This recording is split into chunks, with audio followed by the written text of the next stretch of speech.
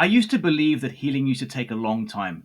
We were sort of trained as kids that it would take time for things to heal. If we sprained our ankle, it would take a few weeks to heal. If we cut ourselves, it would be a few weeks to heal. We believed that, and we started to create our life around that particular belief. And then I started reading about people who'd grown back fingers, or children that had cut themselves and healed instantaneously, or they'd lost their arm and grown a new arm, or a foot, or a toe, or teeth. Like human How beings. how do I know starfish do this, starfish but do it? human beings, Humans do it as humans, well. But how do really? those kids do that? How did they do it? They didn't know that it wasn't possible.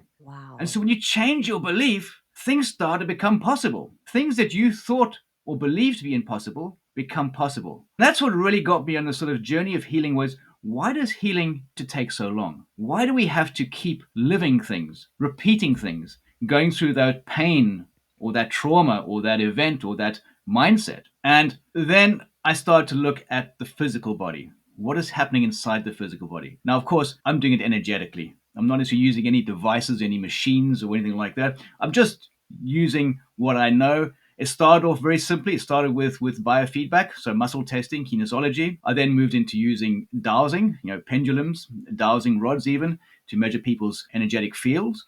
And more recently, it's now I can just sense it, see it, know it. So when I look at people now, I can see happening inside their aura and how to clear those blocks that are keeping them stuck, a cycle. And so the real journey into healing was me healing myself. I grew up as an asthmatic, reliant on an inhaler, reliant on the drugs that went with that. The safety blanket was the inhaler in my pocket, and emotions, exercise could all induce an asthmatic attack. Even though I was very outdoorsy, I always had this inhaler in my pocket. And one of my clients at the time, and this is when I did a different job completely, when I was a rock climbing instructor, one of my clients said, "You've got to go and see this doctor." And this is the age of 20, 21, 22. And he turned out to be a chiropractor, but he also did energy healing.